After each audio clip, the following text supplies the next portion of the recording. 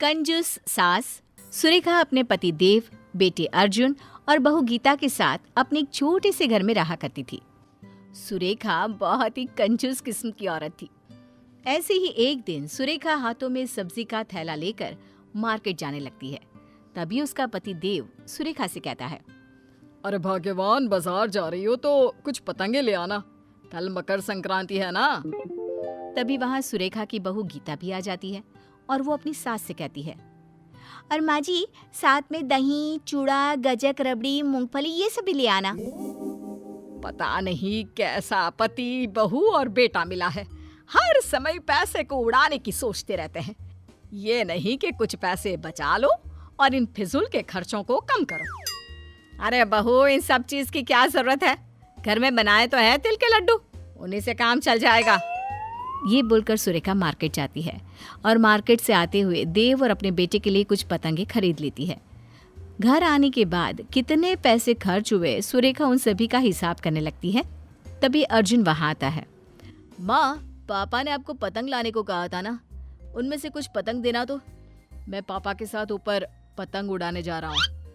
अरे पर बेटा, वो पतंग तो तेरे पापा ने मकर संक्रांति के लिए मंगवाई थी, इसलिए कल ही उड़ाना, आज रहने दे।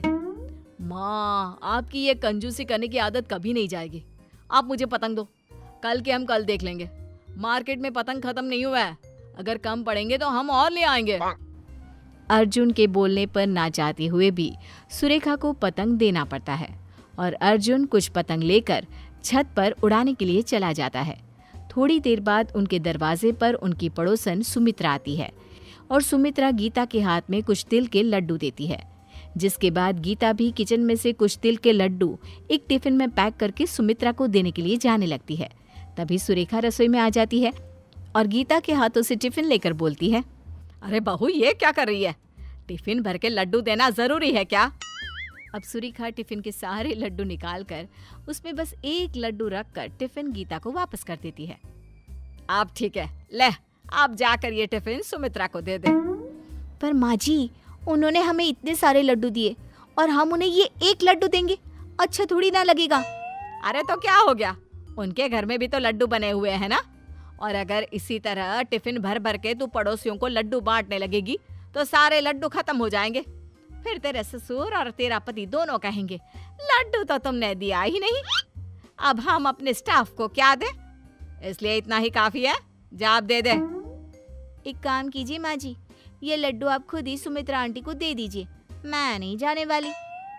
ये बोलकर गीता वहां से चली जाती है और सुरेखा खुद जाकर सुमित्रा को तिल के लड्डू का टिफिन देती है।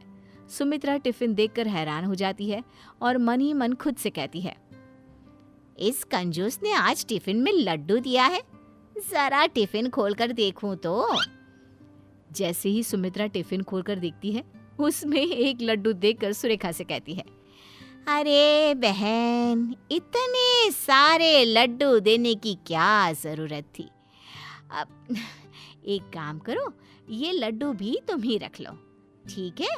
मैं चलती हूँ, हैप्पी मकर संक्रांति। सुमित्रा सुरेखा के हाथों में लड्डू का टिफिन देकर वहां से चली जाती है। जिसके बाद सुरेखा अपने कमरे में जाकर पतंगों को गिनने लगती है। तभी देव वहां आ जाता है। सुरेखा, जल्दी से कुछ पतंग दो ना, मेरी सारी पतंग कट गई है।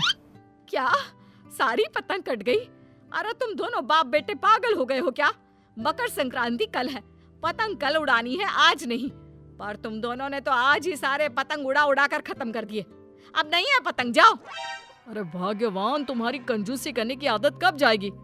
पतंग है तो पतंग लेकर ही आए हैं उड़ाने के लिए। हाँ तो पर कल उड़ाना ना पतंग। अब अर्जुन को भी नीचे बुला लो, खाना खाने का समय हो गया है वैसे भी।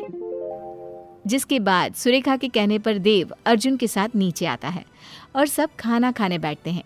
खाना खाने के बाद गीता सबके लिए तिल के लड्डू लेकर आती है और सबको 2-2 तिल के लड्डू दे देती है। ये देखकर सुरेखा अपनी बहू से कहती है, अरे ये सारे लड्डू आज ही खत्म कर देगी क्या? पहले तो सुमित्रा के लिए इतने सारे लड्डू पैक कर दिए और अब सबको घर में बांट रही है। अरे मकर संक्रांति कल है, कल कुछ नहीं करेगी क्या? माँ जी, अभी बहुत सारे लड्डू बचे हुए हैं, अगर उनमें से कुछ खा भी लिए तो क्या फर्क पड़ेगा? अगर लड्डू कम पड़ गए तो तेरे ससुर जी और अर्जुन के ऑफिस में कहाँ से लड्डू जाएंगे? सोचा भी है तूने? अरे जानती है ना इन दोनों बाप बेटे को, मकर संक्रांति खत्म होते ही ऑफिस में सबको लड्डू बांटने का शौक है। माँ जी, हद होती है कंजूसी की भी। ये बोलकर गीता वहां से अपने रूम में चली जाती है। सुरेखा भी मुंह बनाकर अपने कमरे में चली जाती है। अगले दिन मकर संक्रांति का दिन होता है। सब लोग जल्दी से नहा धोकर तैयार हो जाते हैं और मकर संक्रांति मनाने लगते हैं। कुछ देर बाद देव, अर्जुन और गीता पतंगबाजी के लिए तैयार हो जाते हैं, जिसके बाद गीता सुरेखा के पास जाती है और कहती है, माँ जी, आज के लिए पतंग खरीदी थी ना, अब तो आप हमें पतंग दे सकती है ना, ताकि हम छत पर जाकर पतंगबाजी कर सके। हाँ हाँ देती हूँ। ये बोलकर सुरेखा पतंग लेने के लिए जाती है, जहाँ उसने अपने 2 पालतू तोतों को रखा होता है। उन तोतों को देखकर सुरेखा खुद से बोलती है, सबको पतंग उड़ाने की पड़ी है, पर कोई एक बार भी इन बेचारे पक्षियों के बारे में नहीं सोचता जो खुले आसमान में उड़ रहे होते हैं। पतंग उड़ाने की वजह से न जाने कितने पक्षी घायल हो जाते हैं और अपनी जान से हाथ धो बैठते हैं।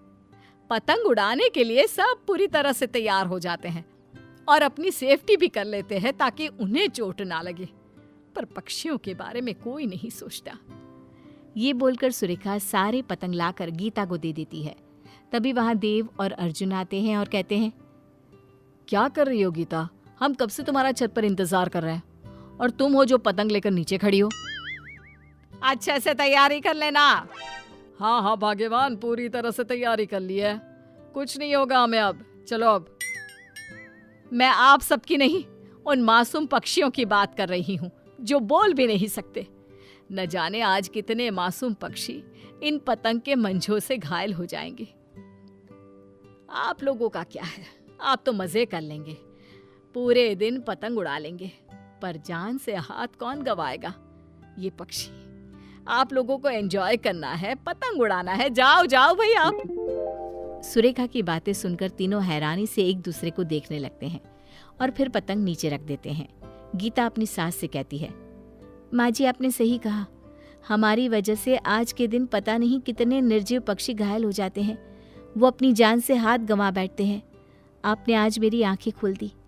मैं आज ये पतंग नहीं उड़ाऊंगी, बाकियों को उड़ाना है तो उड़ा सकते हैं। सुरेखा, तुम भले ही कंजूस हो, पर आज तुमने हम सबको एक बहुत अच्छी सीख दी है, इसलिए आज से हम लोग भी पतंग नहीं उड़ाएंगे और ऐसे ही मकर संक्रांति मनाएंगे। सही कहा पापा, हम हमेशा अपना मज़ा पहले सोचते हैं, लेकिन कभी उस मज़े में किस तरह इन बेजुबानों को नुकसान पहुंचा रहे हैं वो नहीं सोचते। पर आज के बाद ऐसा नहीं होगा। जिसके बाद गीता, देव और अर्जुन पतंग नहीं उड़ाते और उसकी जगह परिवार के साथ समय बिताना, छत पर बैठकर दूसरे लोगों को देखना और पड़ोसियों के साथ गप्पे लगाना, गेम्स खेलना और इस तरह दिन का मज़ा लेना जारी रखते हैं।